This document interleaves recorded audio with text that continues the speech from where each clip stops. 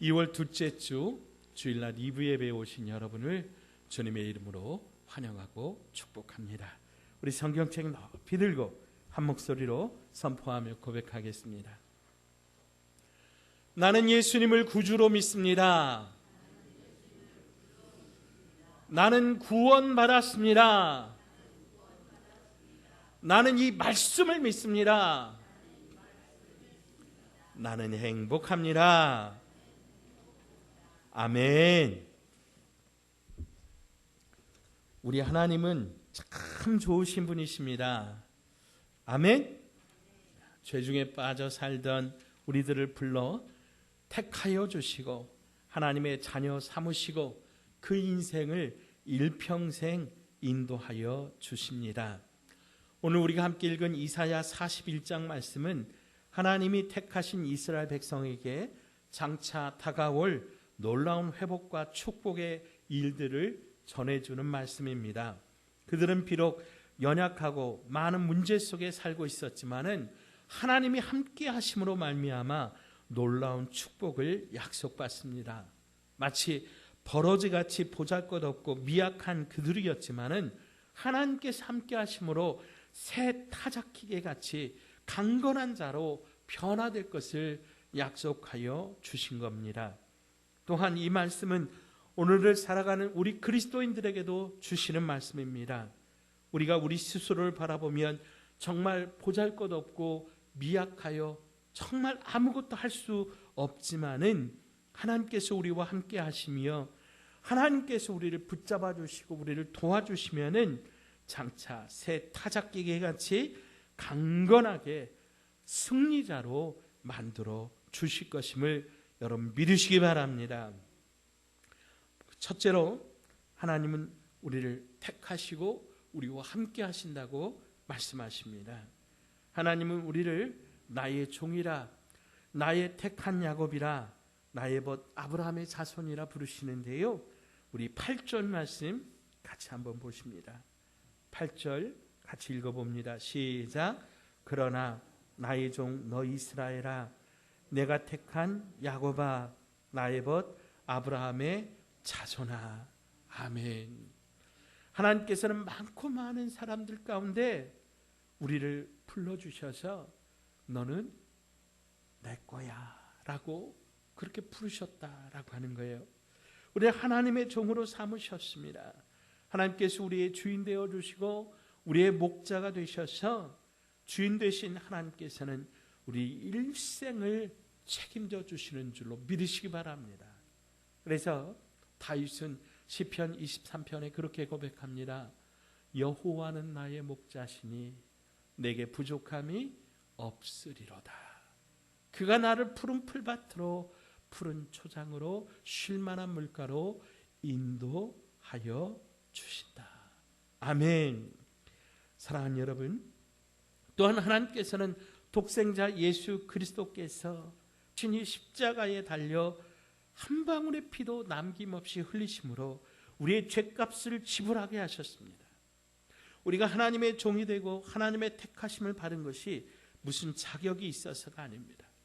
죄로 인하여 죽을 수밖에 없고 죄로 인하여 지옥 유황 불못에 던짐을 받아야 마땅하지만은 웬 말인지 웬 은혜인지 하나님의 일방적인 사랑으로 택하심을 받아서 우리는 하나님의 자녀로 한 사람 한 사람씩 구원받은 것임을 여러분 믿으시기 바랍니다.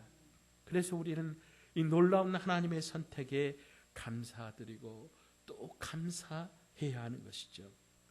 비록 이스라엘 백성들이 하나님을 배반함으로 징계를 받아서 바벨론이라고 하는 나라를 멸망을 당하고 포로로 끌려가게 됩니다. 그렇지만 하나님께서 사랑의 손길을 그들에게 베풀어 주셔서 그들을 떠나지 아니하시고 그들을 붙들어 주실 것이라고 오늘 성경은 말씀하십니다. 9절 말씀입니다. 내가 땅 끝에서부터 너를 붙들며 땅 모퉁이에서부터 너를 부르고 내게 이르기를 너는 나의 종이라.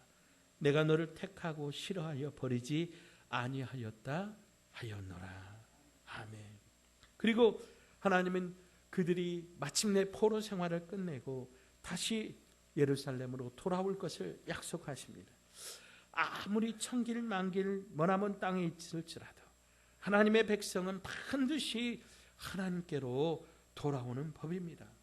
하나님이 결코 버리지 않으시기 때문입니다. 하나님은 그래서 오늘 저와 여러분에게도 약속하여 주시는 겁니다. 우리 10절 말씀, 이 말씀을 여러분 좀 암송 구절인데요, 이 요절 말씀입니다. 여러분 읽으면서 여러분에게 주시는 말씀으로 받으시고 외우셨으면 좋겠습니다. 자, 우리 같이 한음성으로 한번 읽어봅니다. 두려워하지 말라, 내가 너와 함께함이라. 놀라지 말라, 나는 내 하나님이 됨이라. 내가 너를 굳세게 하리라. 참으로 너를 도와주리라. 참으로 나의 의로운 오른손으로 너를 붙들리라. 아멘. 하나님은 누구의 하나님이라고요? 누구 하나님? 내 하나님이에요. 나의 하나님이 되셔요. 그분은 내가 땅 끝에 있어도 나를 아시고 땅 모퉁이에 있어도 나를 아십니다. 그분은 나를 자기의 소유로 삼으시기 위해서 가장 귀한 하나밖에 없는 독생자 외아들 예수 그리스도의 생명까지도 내어주시면서 나를 사셨다라고 하는 거죠. 그래서 하나님께서 그렇게 우리를 구원하셨기 때문에 하나님께서 우리에게 약속을 주셨어요. 어떤 약속이에요? 내가 너와 함께 하리라. 내가 너를 굳세게 하리라. 내가 너를 붙들어 주리라. 내가 참으로 나의 의로운 오른손으로 너를 붙들어 주겠다고 하나님이 말씀하셨어요. 자, 따라서 하십시다. 하나님이 나와 함께 하십니다. 하나님이 나를 붙들어 주십니다. 하나님이 나를 도와주십니다. 아멘, 아멘. 여러분 이것을 믿으시기 바랍니다. 여러분 이 말씀을 여러분 마음에 새기시고 정말 힘들고 어려운 순간마다 여러분 이 말씀을 잊지 마시기 바랍니다. 그래서 여러분 전 정말로 힘들고 어려울 때 이 말씀을 10번이든지 20번이든지 100번이든지 계속해서 읽으세요. 그러면 이 말씀이 살아 움직입니다. 그래서 우리에게 힘을 줍니다. 우리의 앞길을 열어줍니다.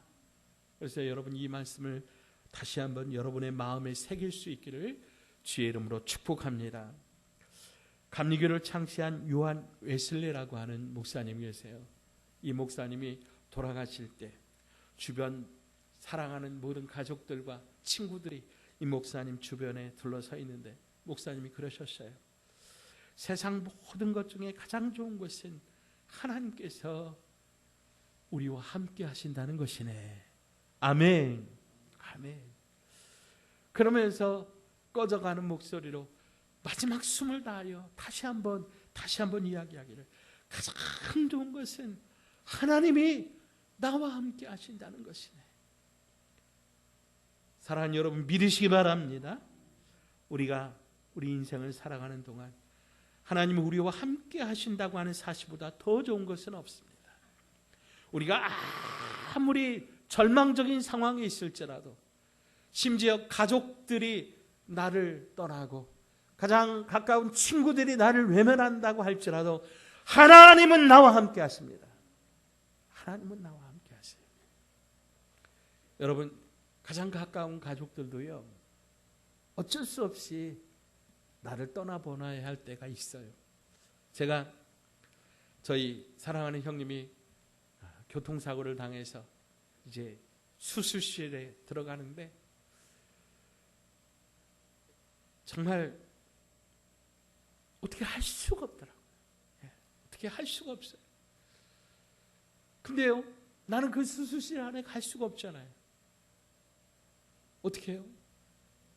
나는 갈 수 없지만 주님은 가시오서 주님은 집도하는 수술에 그 의사의 손이 되어주시고 주님은 간호사의 손이 되어주셔서 하나님 붙잡아 주시고 그렇게 기도할 수밖에 없는 거죠. 사랑하는 여러분, 우리는 아무리 사랑해도 함께 할 수 없는 자리가 있고 때가 있어요. 그러나 하나님은 절대로 우리를 떠나지 아니하시고 우리를 버리지 아니하시고 우리를 끝까지 마지막까지 우리를 붙잡아 주신 줄 믿으시기 바랍니다.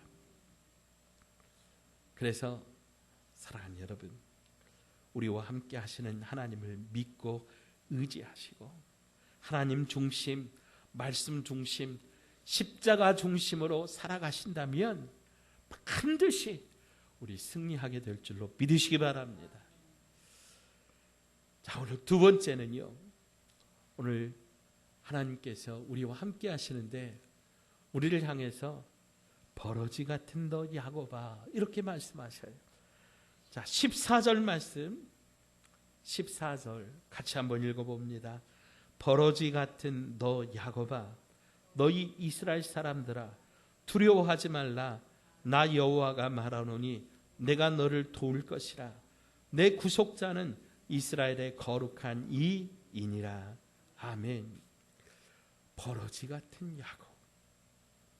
하나님의 백성 이스라엘이 하나님을 섬기지 않고 우상 숭배를 하다가 심판을 받았습니다. 그래서 주전 586년에 바벨론이라고 하는 나라의 멸망을 당하고 수많은 사람들이 붙잡혀서 이제 포로로 끌려가게 되었습니다.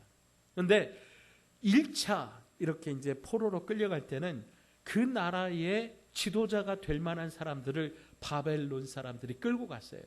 그래서 주로 왕족, 귀족, 지도자들, 학자들 이런 사람들이 이제 포로로 끌려가게 된 겁니다. 한때 그들은 하나님의 백성이라고 하는 우월감을 가지고 살았습니다. 또 높은 신분에 있었기 때문에 무엇 하나 부족함 없는 삶을 살았습니다. 그런데 하루아침에 그들의 신세가 저 높은 곳에 있다가 땅 끝털이 땅 깊은 곳으로 떨어지게 된 거죠. 귀족이었다가 왕족이었다가 이제 인간 이하의 이방 민족의 포로가 되어서 노예 같은 삶을 살게 되니 그들의 삶이 얼마나 비참하고 절망적인지 말로 표현할 수 없었을 겁니다. 그래서 이런 그들의 모습을 버러지 같은 너 야곱아 라고 이렇게 표현한 것입니다. 이 버러지라고 하는 이 히브리어 원어 성경은 톨라이트라고 하는 말인데 벌레, 지렁이 혹은 구더기라고 하는 말로 번역할 수 있습니다. 여러분, 벌레는 힘이 없어요. 힘이 없어요. 무기력하죠. 지렁이가 뭐 할 수 있어요? 할 수 있는 게 그냥 꿈틀하는 것밖에 없잖아요. 그들이 그렇게 고통과 절망 가운데 살아가는 거예요. 그렇게 한 달도 아니고 두 달도 아니고 1년도 아니고 10년도 아니고 70년 동안이나 바벨론의 포로로 끌려가서 노예살이를 했던 겁니다. 일본으로부터 우리나라가 35년 동안 통치를 받았는데도 그 고통이 너무도 커서 우리나라 사람들은 이 뼛속 깊이 이 민족의 DNA에 일본 사람들을 향한 그 적개 감정, 분노의 DNA가 새겨져 있지 않습니까? 이 이스라엘 사람들이요 70년 동안 그렇게 노예살이를 하면서 무시당하고 짓밟히고 조롱당하는 삶을 살았어요. 그래서 그들의 아이덴티티, 그들의 자화상은 나는 벌레다. 나는 아무 쓸모없는 존재다. 나는 희망이 없다. 이런 생각이 자리를 잡고 있었던 거죠. 앞에서 말씀드렸던 것처럼 우리나라도 일제강점기를 지나면서 초반에 독립운동에 앞장섰던 많은 민족 지도자들이 나중에 이제 소위 변절을 하게 되죠. 오히려 일본의 앞잡이가 되는 거죠. 그때 당시 이 문학사조를 염세주의라고 합니다. 글들이 슬퍼요. 희망이 없고 소망이 살아요. 절망적인 이야기들. 기쁨이 없고 삶의 의욕도 없고 하루하루 그렇게 어쩔 수 없이 살아가고 있는 그들의 자신들의 모습이 마치 벌레와 같다라고 하는 거죠. 여러분, 그런데 그들만 그랬냐? 하나님 마음에 합한 자라고 칭찬을 받았던 다윗도 절망 가운데 시편 22편 6절에 이런 고백을 합니다.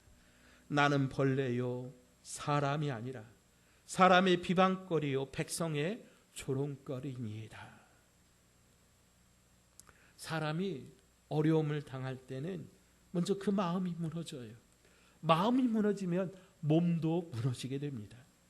사랑하는 여러분, 정신력이 얼마나 중요합니까?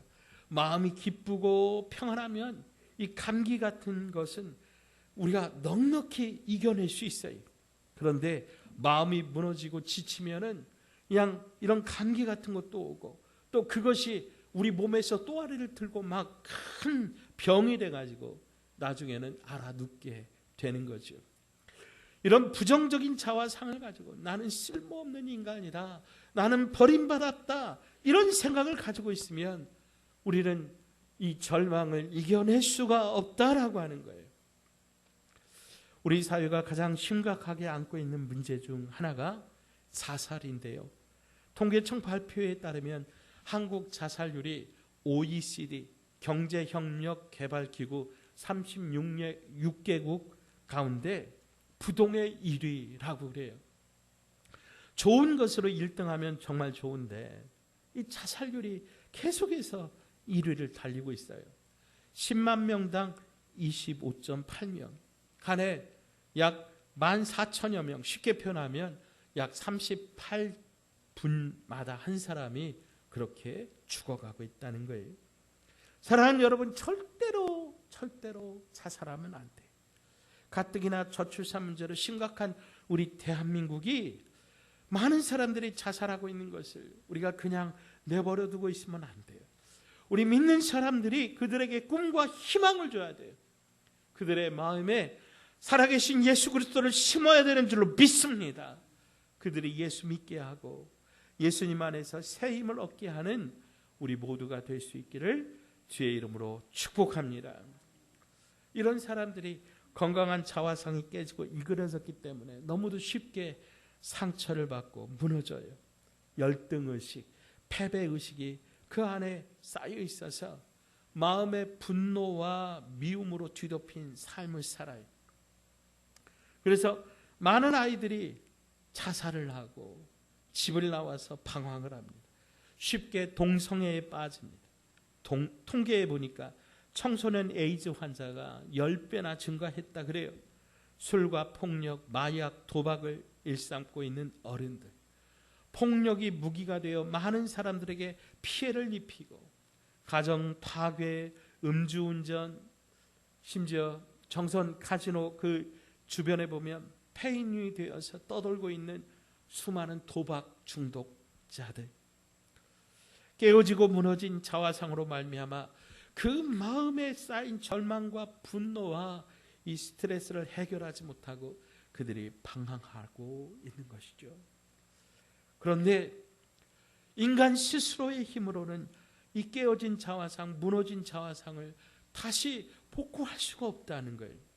아무리 돈을 많이 번다고 해도 그 깨어진 마음이 치료가 되지가 않아요.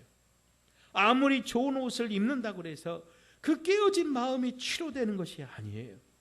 근본적인 변화가 있어야 되는데 바로 예수님 안에서 새로운 피조물로 바뀌게 되는 것입니다. 고린도후서 5장 17절에 이와 같은 위대한 선언이 있습니다. 누구든지 그리스도 예수 안에 있으면 새로운 피조물이라. 이전 것은 지나갔으니 보라 새 것이 되었도다. 아멘. 아멘. 아멘. 여러분, 새카만 석탄을 어떻게 하면 하얗게 만들 줄 여러분 아세요? 좋은 세제로 갖다가 빡빡 거품 내가지고 이 연탄을 비벼보세요. 하얘집니까? 오히려 때국물만 더 나오죠. 그러면 하얗게 만드는 낙스 있죠. 낙스물에다가 이 연탄을 담궈 보면 어떻게 하얗게 깨끗하게 될까요? 안 됩니다. 방법은 하나입니다. 뭐지요? 불로 태우는 거예요. 불로 태우는 거예요. 그러면 활활 타서 하얗게 변하게 되는 거예요. 오직 성령의 불이 붙어야 돼요. 우리의 이 더럽고 냄새나고 깨어지고 우리의 어쩔 수 없는 이 상처난 마음들, 성령님이 임재하셔서 우리의 가슴에 성령의 뜨거운 불을 붙여주시면 깨끗하게 새 사람으로 바뀌는 줄로 믿으시기 바랍니다. 사랑하는 여러분, 그러므로 예수 안에 있을 때 이전에 절망적인 상처받은 모습들 이제는 다 지나가는 거예요. 더 이상 과거에 매여 있지 않고 상처 가운데 머물러 있지 않고 변화되게 되는 거예요. 긍정적인 자화상으로 바뀌게 되는 거예요.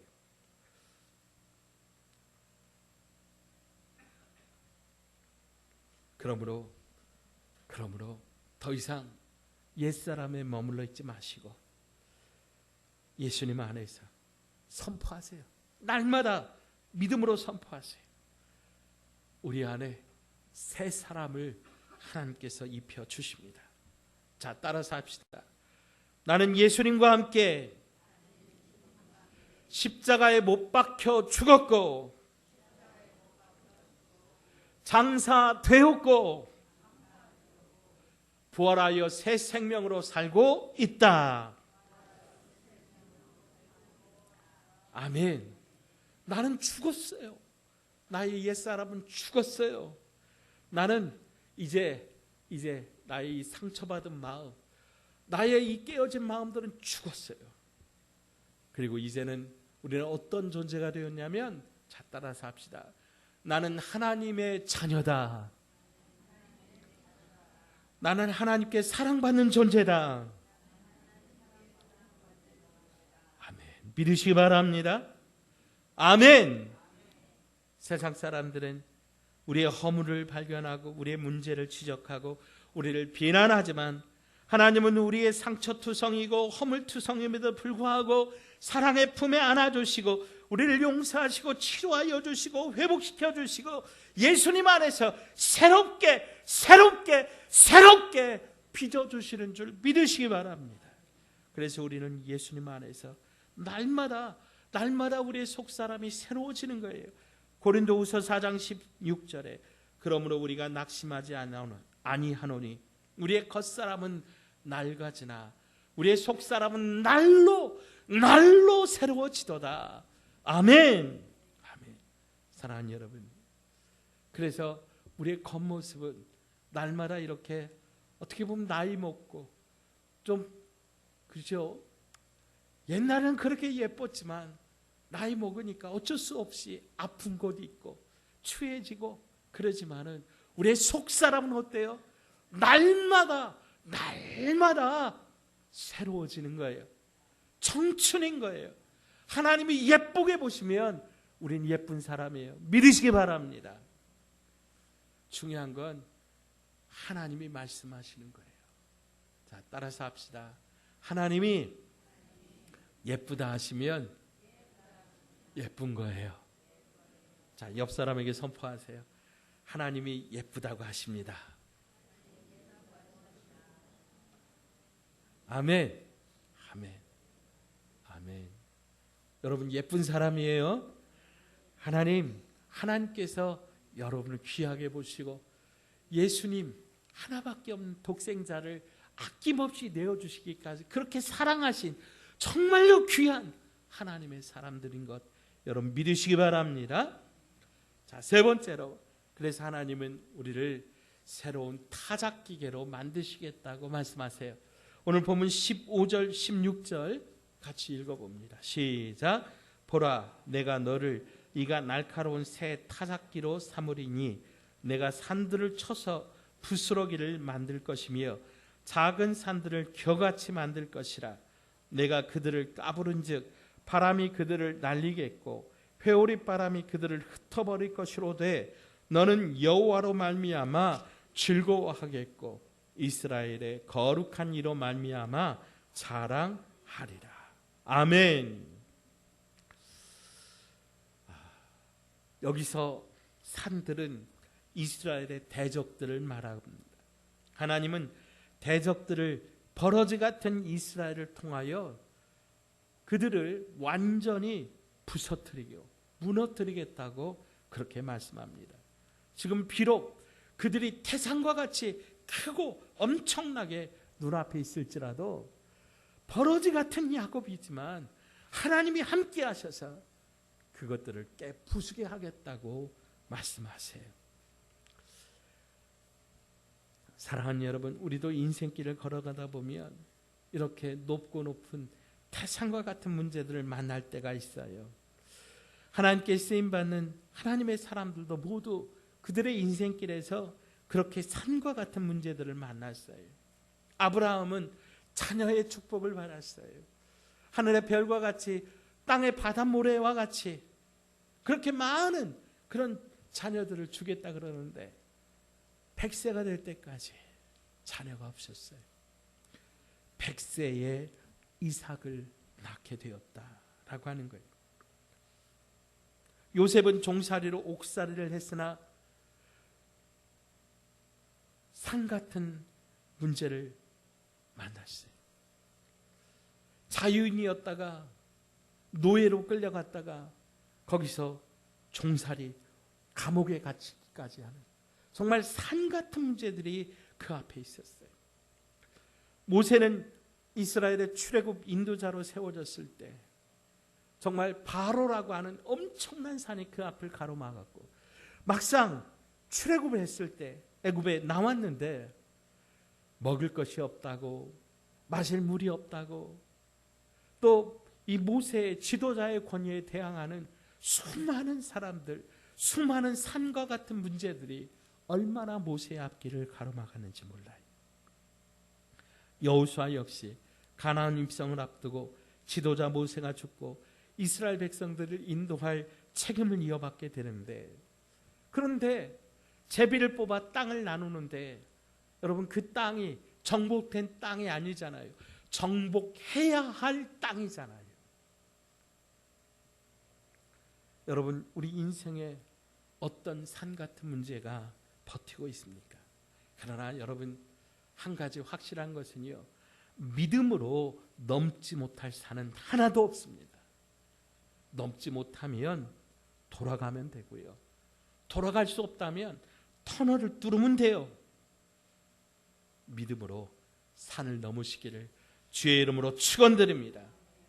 비록 내가 버러지 같고 지렁이 같은 그런 상황에 처해 있을지라도 하나님의 은혜와 성령의 능력이 임하면 더 이상 지렁이가 아닌 거예요. 이가 날카로운 새 타작기계가 된다고 말씀하세요. 비천한 시절에 눈물이 기쁨으로 바뀌는 거예요. 문제의 큰 산, 절망의 큰 산이 평지가 되는 것 여러분 믿으시기 바랍니다. 타작기계 그러니까 이게 착 와닿지가 않아요. 근데 제가 어린 시절에 보니까 어린 시절에는 여러분 그때는 이제 농기계가 별로 이렇게 보편화되지 않아서 이 낫으로 이렇게 벼를 베었거든요.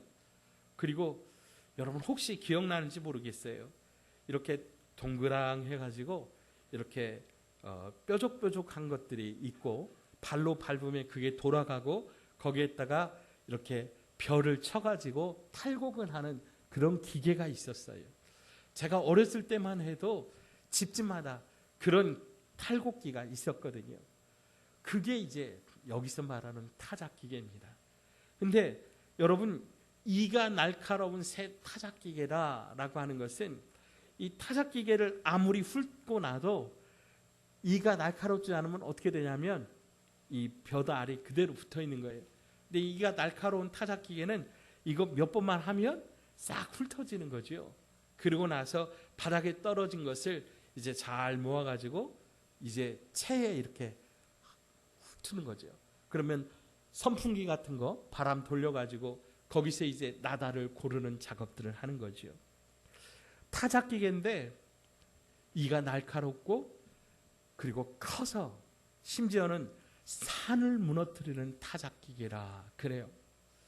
여러분, 아무리 타작기계가 커도 어떻게 산을 무너뜨리겠어요? 그런데 여러분, 제가 요즘에 그런 이야기를 들었어요. 저기 스웨덴 지방에 거기에 이제 세상에서 가장 큰 뭐라 그러죠? 이 땅을 파헤치는 그 뭐죠? 네, 굴착기. 그걸 뭐라 그러죠? 네, 포크레인. 네, 포크레인. 그게 얼마나 큰지 한 삽을 뜨면 약 4톤이 떠지는 포크레인이 있대요. 세상에. 이게 이제 석탄 회사에서 하는 그런 기구인데 세상에 얼마나 클까요? 4톤이 떠지는 그런 포크레인이 있다니까. 그런 포크레인 몇 번 하면은 산 금방 무너져요. 그죠? 예. 인간의 기계도요, 그렇게 대단한 일을 하는데 하나님이 하시겠다고 하면 다 돼요. 여러분 믿으시기 바랍니다. 하나님이 하시면 큰 산아, 네 눈앞에서 사라질지어다. 우리 앞에 있는 모든 문제가 사라질 줄로 믿습니다. 말씀을 마무리하면서 제가 이분의 이야기를 좀 여러분과 좀 나누고 싶어요. 시각장애를 극복하고 국악 부문에서 대통령상을 수상한 이현아 자매라고 하는, 제가 막 서치를 하다가 이분 이야기가 너무나 은혜가 되어서 좀 여러분하고 나누려고 해요. 이 이현아 자매는 어머니가 임신 중에 임신 중독증에 걸린 거예요. 그래서 7개월 만에 800g의 미숙아로 태어난 거예요. 생명은 건졌는데 인큐베이터 안에서 그만 이 망막이 손상이 되었어요. 그래서 태어나면서 이제 눈을 보지 못하는 시각장애인 된 거예요. 집은 넉넉하지 못했는데 어떻게 하든지 이 딸의 길을 살려주고 딸에게 꿈과 희망을 갖게 하기 위해서 온 가족이 노력을 하는데 어릴 때부터 보지 못하니까 이제 소리에 굉장히 민감한 거예요. 그래서 이 아이에게 소리가 이제 좀 기질이 있는 것 같아서 국악을, 소리를, 창을 공부를 시킨 거죠. 그런데 이 국악이라고 하는 게 안목 보는 사람에게 참 하기가 힘든 거죠. 왜냐하면 악보도 볼 수 없죠.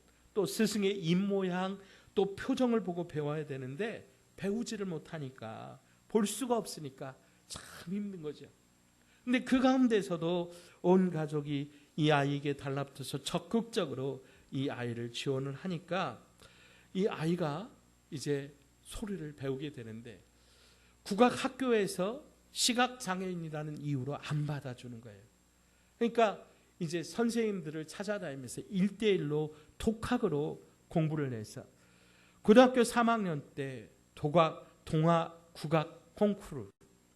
동아국악 콩쿠르에서 은상을 수상하면서 이렇게 이제 일반인이 이렇게 콩쿠르에서 이제 금상, 은상, 동상을 수상하면 대학교에 그냥 들어갈 수 있대요.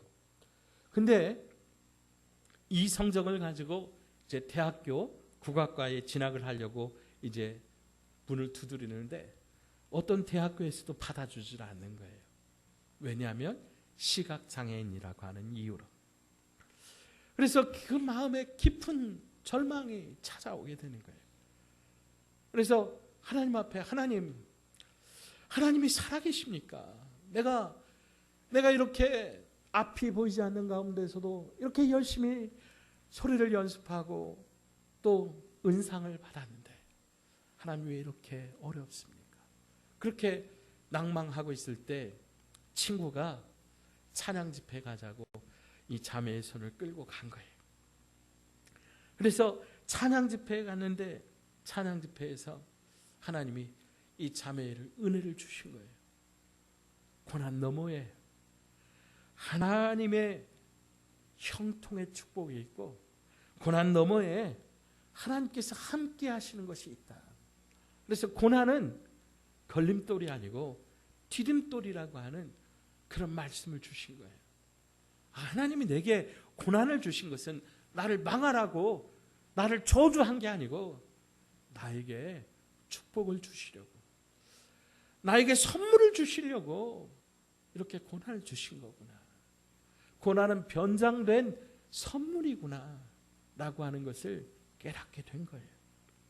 그래서 간절히 기도하는 거예요. 하나님, 날 붙들어 주셔서 이 상처받은 이 자화상을 벗어버리고 하나님 이 모습 이대로 날 사용하여 주셔서 온 세상에 어렵고 힘든 사람들 날 보고 하나님의 살아계심을 깨닫고 하나님의 함께하심을 깨닫고 하나님 앞에 승리할 수 있는 하나님 그런 도구로 날 사용해 주세요. 이 자매가 그렇게 서원한 거예요. 이 동화 콩쿠르 은상을 받고 그때 이제 작은 어떤 그 라디오 방송에서 인터뷰를 했는데 인터뷰를 마침내 그 중앙대 총장님이 그 인터뷰를 들은 거예요. 새롭게 하소서 그 방송을 들은 거예요. 그래서 연락이 왔어요. 안 못 보는 사람이지만은 성인들과 그러니까 비장애인들과 똑같은 그런 응시 자격을 주겠다. 그래서 똑같이 비장애인들과 더불어서 똑같이 국악과에 이제 입시 시험을 치르고 당당하게 7대1의 경쟁률을 뚫고 중앙대학교 국악학과에 합격을 한 거예요. 근데 참 졸업을 하고 나서 또 벽에 부딪힙니다. 앞을 못 보니까 이제 국악 단체들 여러 국악 단체들이 있거든요. 거기에 들어가서 이제 어떻게 보면 활동을 해야 또 앞으로 또 먹고 살고 그러잖아요. 근데 맹인으로서 국악 단체가 없는 거예요. 그래서 절망하고 있는데 하나님 앞에 기도할 때 또 2011년 3월에 맹인 전통 예술단이 만들어지면서 거기에서 또 오디션을 통해서 정단원이 되고 나중에 뉴욕 카네기홀, 호주 시드니 오페라 하우스에서도 공연하고요. 2013년에는 온나라 국악 경연대회에 나가서 거기서 정가 부분에 1등을 합니다. 10개 부분의 각 국악 우승자들이 모여서 또 경연대회를 하는데 이제 거기에서도 1등을 해서 대통령상을 수상하게 됩니다. 그녀가 간증을 하기를 감사한 것이 많지만은 하나님을 만나지 않았다면 내가 이런 삶을 살지 못했을 것이라고. 무대도 서지 못했을 것이고 큰 상도 받지 못했을 것이고 음악인의 꿈도 접었어야 될 상황인데 상황마다 때마다 하나님께서 인도해 주셨고 무엇보다도 나를 구원해 주셔서 하나님의 자녀가 되게 하셨고 나를 택해 주셔서 하나님이 살아계심을 보여주신 것에 대해서 감사합니다. 지금까지 살아온 모든 것이 하나님의 은혜입니다. 이 자매가 그렇게 간증을 했습니다. 주님을 만나기 전에는 벌레 같은 자기의 그런 장애 때문에 낙심하고 좌절하고 무기력한 삶을 살았지만은 하나님을 만나고 나서 나는 위대한 하나님의 도구가 되었습니다. 날카로운 새 타작기계가 되어서 모든 절망을 부서뜨리고 장벽을 부서뜨려서 이와 같이 훌륭한 하나님의 일꾼으로 쓰임받게 된 겁니다. 사랑하는 여러분, 오늘 어떤 모습으로 오셨습니까? 여러분 안에 어떤 어려움이 있습니까? 혹시 여러분 안에 일그러진 자화상이 있습니까? 부모로부터 받은 상처가 있고 가정에서 받은 상처가 있습니까? 오늘 주님을 바라보십시오. 더 이상 벌레의 모습에 여러분을 보지 마시고 주님 안에서 새롭게 된 새로운 인생을 바라보십시오. 절대 긍정, 절대 감사로 무장해서 여러분에게 닥쳐오는 모든 크고 작은 문제들을 부서뜨려서 믿음으로 전진 또 전진하는 여러분 되시기를 주님의 이름으로 축원드립니다. 사랑과 은혜가 무한하신 하나님 아버지, 예수 믿기 전에는 우리는 많은 상처 가운데 패배의식, 절망적인 자화상을 가지고 살았지만 이제 우리 새 사람이 되어서 절대 긍정의 자화상을 가지고 새로운 역사를 창조하는 믿음의 주인공 되게 하여 주시니 감사합니다. 이제 위대한 하나님의 일꾼으로 남은 여생 귀하게 쓰임받을 수 있도록 은혜 내려 주시옵소서. 예수님 이름으로 간절히 기도하옵나이다. 아멘.